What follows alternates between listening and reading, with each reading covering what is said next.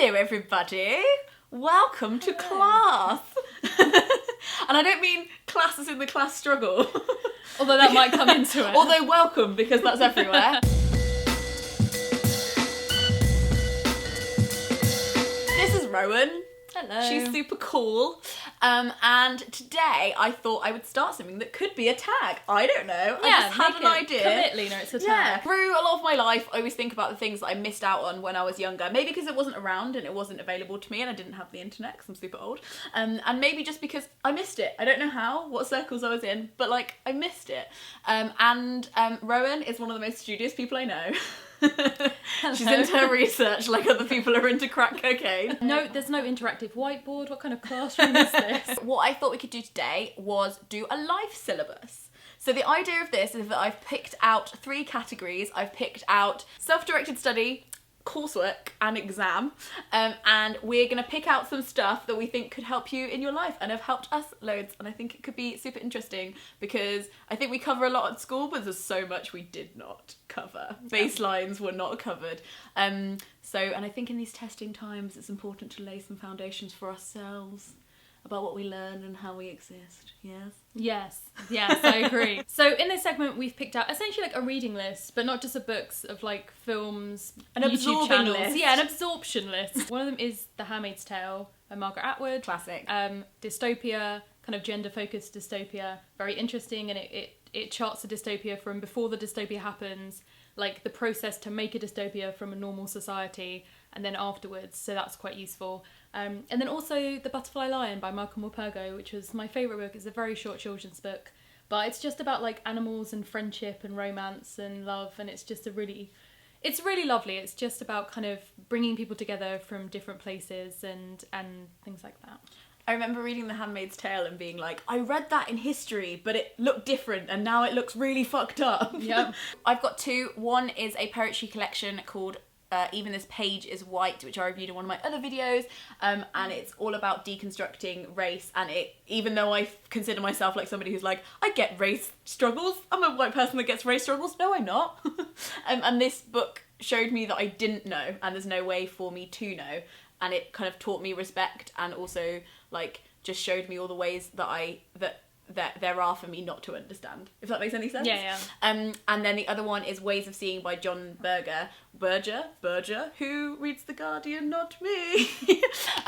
Which he's a really famous writer and philosopher and photographer who talks about the ways that we perceive things. So it's a really interesting way. It's really accessible. It's really short, and I could have read it at 15. It's like really simple, and it's all about all of our biases and the ways that we see things and all the different ways. Like it's essentially a more complicated version of, have you ever thought about the glass is half empty or half full? It's like but like in extremes and how we see and view everything, and it's a really great like basis one. Sweet. The next one's films. How did you get on with this? Here's the situation. I picked out a film, it's a documentary. Lena then decided that she wanted to split it into film and documentary separately, so I had to find a film, and for some reason all the films I've ever known went out of my head, but I think I've come up with it. Okay. I feel like Legally Blonde, just because as a way of examining like self-worth and that kind of stuff, like it's really cool. Atwood is great, and also it's full of women who don't end tearing each other down. Like there's not that one villain that's like the ex's girlfriend who's super evil and like a skanky bitch and like all this stuff. Like it's like actually at the end of the day all the women are supporting each other, which I really appreciate as well. Yeah. My one is Driving Lessons. Have you seen this? Is that the Rupert Grint film? Rupert Grint and Julie Walters. And oh my god, it's untouchable. It's really awkward. Nice. It's really British. Parts of it happen in Edinburgh. And there is my favourite theme in any film, which is like a cross-generational friendship that isn't sexual. Like there's something about that like pulls me in, and it shows how intimate and beautiful and great something can be without having a love story as the focus. And also Julie Walters is obviously faultless. Documentaries. My documentary is, because I adore them, but I feel like in terms of something that you don't necessarily think about until it's brought up, 13th, which is about mass incarceration in the US and essentially like the legacy of slavery and how it's not done, it's just in a different guise, and it's so comprehensive and it's so well done and it's such a like beautifully put together piece. I'd never heard of it before. It's great. It's on Netflix. That was sort of, I think, where it premiered, so I imagine it'll be on there for a while. My documentary is On a Diaries, which is a not only like very obviously topical. You know when something's topical because they're like, oh yeah, it's really topical because it's about Islam. Like, it's not that. It's this should be important whenever we're viewing it and whatever it is, and it should always be relevant. But obviously, particularly relevant at the moment, is this discussion of Islam and honour killings and where they cross over and where they just don't. And what I love about it is the way the documentary's made is that it's kind of like this living room round table discussion between lots of different kinds of Muslim women from lots of different parts of the world, and it's only focused on them, and like that's why I think it's quite an unbiased, or it seems to be an unbiased documentary, because it's driven by their conversation between them and their comparisons and their assertions, rather than being like, Linda is from Birmingham and she is a Muslim. You know, like it's just, it feels really authentic and organic, to use that word. And I just think it's really skillfully done, as well as teaching you lots about Islam that I did not know. TV series? I'm going to go with Sense8. Sense8 is on Netflix. It's 8 strangers that come together. It's kind of like sci-fi. Well, it's sci-fi. But it's got like a trans woman portrayed by a trans actor and like all this stuff, and it's really, it does a really good job of showing individual struggles of these people, or you know, beautiful things in their lives that are to do with their individual identities, which are often like oppressed intersections, rather than just ignoring it and being like, we're all the same and that's great. It's like, actually no, there are some things that people struggle with or that are different, and there's some scenes in that I've never seen anywhere else. There's a scene between a trans woman and a gay man who's closeted, having discussions about like the violence that you do to yourselves when you're closeted, and like the things like that I've never actually seen played out before, are really, really fantastic. And all of the queer relationships are like the happy, stable, functional ones. It's great. It's a really lovely series, and it's made by the Wachowski sisters as well, so it's just all round good stuff. It's a good ride. My TV show is a really old one. It's Shakespeare Retold. Did you ever see that series? It's a BBC. Yes! Yeah. Shakespeare Retold is an important series historically, because it was one of the first times I think the BBC put some proper like imagination, in my opinion, and like welly into doing retellings of Shakespeare that weren't just in jokes. I don't know if you ever know the ones that are just like, oh, we're gonna make a retelling, but we're gonna put it somewhere quirky, like India, and it's gonna be. But only the people who have seen Twelfth Night will get the references and get it, and it's just so infuriating. So this series of retellings of Shakespeare, each one is only like an hour long. They all have like really amazing British actors in them, like Billy Piper and lots of people you all recognise from The Office. But you don't need to know Shakespeare to watch them, and it doesn't really push you to read them afterwards. You can if you want, and it's what pushed me into reading a lot of Shakespeare when I was younger. But I also just think that like the tropes of Shakespeare are important to like understand, but it also doesn't have this like layered like, and now you should read the real one.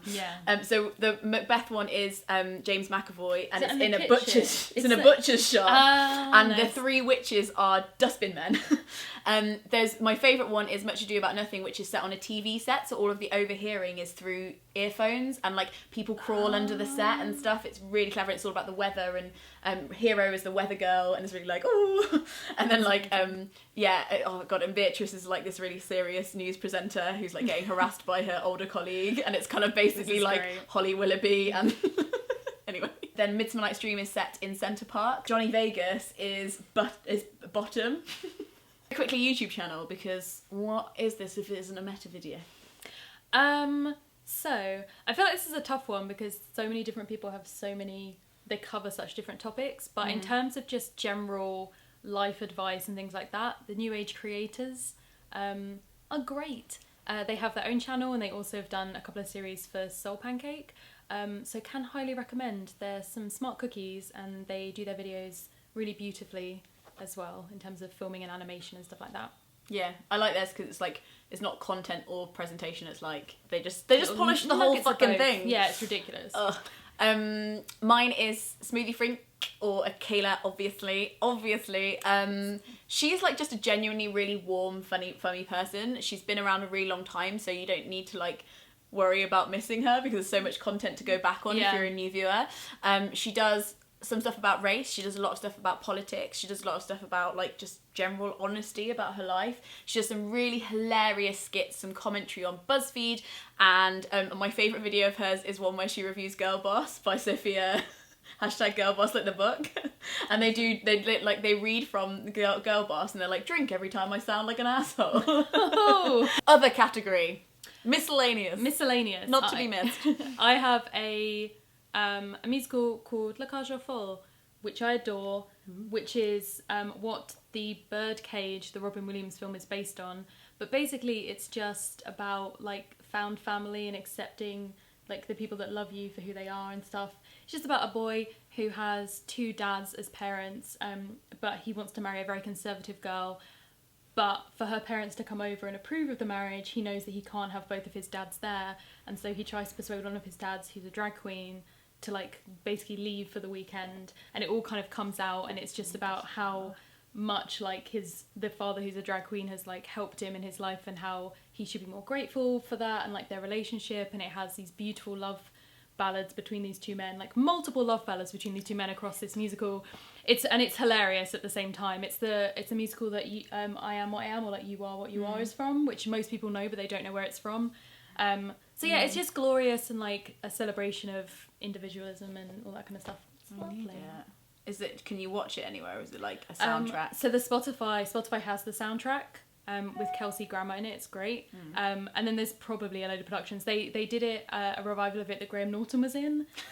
He was great in it. He was really, really good. John Barrowman played the role. There's been a couple of other really famous people that come in and do like the drag queen role. And so there's loads of like clips of it and stuff online as well to look at. My one is going to be a podcast. It's probably going to be Theology Live, which is there is a guy called Reverend Broderick Greer, who I saw first at Greenbelt Festival, and he is a black gay reverend in the Bible Belt, living his life. So he has an amazing podcast about the history of the black church, the transition between a church that feels authentically biblical and one that is inclusive and LGBTQ plus positive, and lots of stuff about Trump.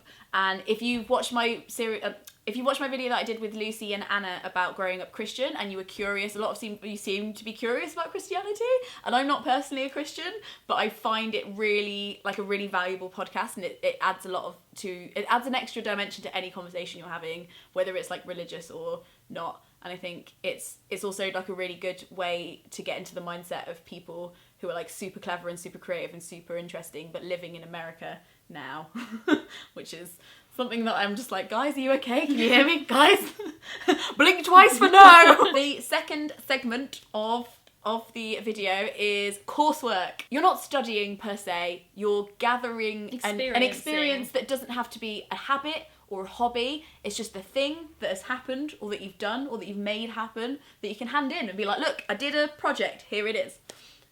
It'll become clear when we explain what they are. Do you want to go first? Yes. So mine is doing something on purpose that makes you uncomfortable, which I realised that I did a lot during my teenage years. I didn't really realise I was doing it, but I did stuff that I'm like, why the hell did I even do that? I didn't even enjoy that. But for instance, I twice actually appeared in a Whose Line Is It Anyway live show with like 3 guys and me. I can't imagine. It was so scary, and it wasn't even fun scary on some level. It was the most terrifying thing I've ever done, is to face a stage without a script and without a plan. And the first time it went really, really well, and everyone was like bawling, and then the second time it went really, really badly, and I'm glad that I had both, because it was just like, once you've been through something that I'm not recommending that everybody does that for their own nerves, but for me, I was like, I can never get on a stage and it be that scary ever again. So whenever I now go on stage, I have to present something at work, I'm like, I have a script. I have things that I have to say, and it's just not as scary. The other thing I did was, on my gap year, I went to Nevada, I went to Reno, and I lived in the desert for 3 months doing manual labour. Classic. And I lived without we were 7 hours away from the nearest town, so we didn't have any like water unless we went to get it. We had to build our own toilets, and like it was so ridiculous. Like, I loved it, but it was also like, why did you do that, Lena?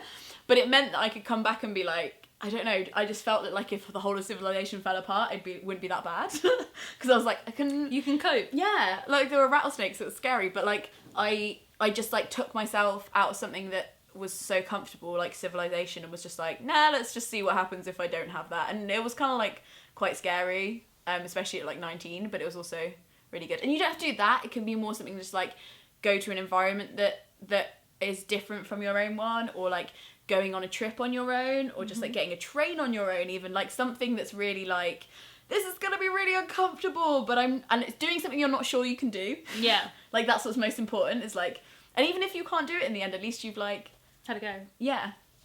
So yeah, what's yours? Nice. My one is basically to work out what makes you satisfied. What is it that you need to be satisfied? So is it you need like stability, or is it that you need creativity, or you need socialization, or like work out what is the thing that you need to be the baseline of yourself, to be just like content, and like figure that out so that you can work towards it in your life generally. Because I didn't really think about this. I was like, oh yeah, like New Year's resolutions, this is stuff I should do. People say give up this or do this.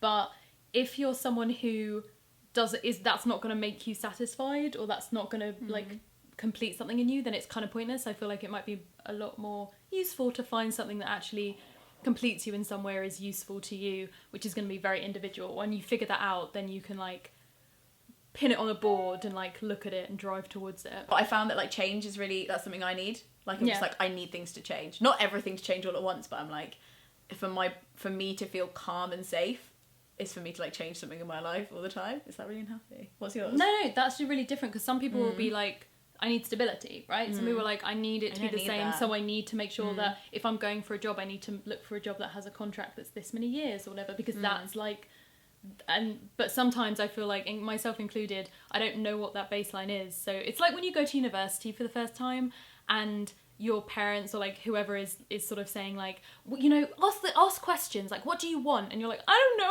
university, I don't know what I need, I don't know what this, like, does it have a pool? I don't know, like what do I need? And so it's figuring that out, like figuring out in your life generally, like what is it that you need, so that your decisions can be like informed with what's gonna ultimately, even if everything else goes wrong, you have something that's gonna like, yeah, because I guess like for some people need routine. Yeah, exactly. And that might involve not being a freelancer. Yeah, exactly. Just because that's not what you need. It's not gonna work. Yeah. Or some people need like a lot of creativity or socialization, so they know that like if they're going to be doing like be self-employed, they need to figure out a way of like socializing with people at the same time, because however fulfilled you are in your job creatively over here, if you don't have the socialization, it's not going to work for you. So this is the segment that like doesn't have any answers, and that is a cop-out if I was a exam board. Yeah, just being like, interpret the following poem. But I think it's just something interesting to think about. So me and Rowan have prepared some exam questions that we don't have the answers to, but they're important to ask. So they're things that will come up in life that you're like, I need an answer to that, or I need like to be prepared. Yeah, in some I way. to know that it's coming up, and I need to know the way that I would like to react. Yeah. So for example, one of my ones is, what do you do if somebody, one of your friends is going to a fancy dress party dressed as another culture? So as a Native American, or as a Rastafarian, and that has happened to me in my life, and there's definitely been moments when I wasn't prepared for it, and I was like, cool, awesome, whatever, and then moments when I've been like, hey, so, and it's just having those conversations ready, and those reasons at the top of your head, and also I think just that room for kindness and empathy, when you're like, I hear what you're trying to do, and I don't think it's that, because I read this. So yeah, that's one of my examples. Do you want to? Mine would be what to do when you think that your friend might be going through mental health issues of some kind. How to support them, what's the best way, how not to freak out and panic if they say something to you. That's quite useful, because that's happened to me, / I've been the friend who said it to other people. Yeah. And it can be really stressful, because you think that anything that you say might like make stuff worse, and then it all kind of spirals a little bit, and you don't want to pull away from a friendship because you're worried about if you engage, you're somehow going to make it worse. So it's just working out looking up that kind of stuff, because there's so many resources about it, and then having that individual conversation with your friends as well, and being prepared in that way. Yeah. We'll try and leave some links below as to how to learn how to do that, because we're like, Learn, each people. one is like, I don't know. And my other one was actually like how, and this has happened a few times in my life, when you're younger, you think you don't need to prepare for that because you're like, I don't think it will ever happen. But what to do when you suspect that your friend might be in an abusive relationship? That is one that like has come up way more times than I think is okay. Yep. And I definitely haven't been ready for it the first few times. And then like after a while I was like, okay, these are my approaches these are my like gentle nudges, these are my like suggestive Tumblr posts that I will send you, or like this, there's things that you think through, because I think sometimes the human mind's just scared that things might be happening, and you're like, oh my god, I think my friend has depression, or I think that my friend has anorexia, or I think that my friend is being abused by her boyfriend, and just that getting the fear out and being like, that's the thing that could happen. My last one is how to deal with being wrong.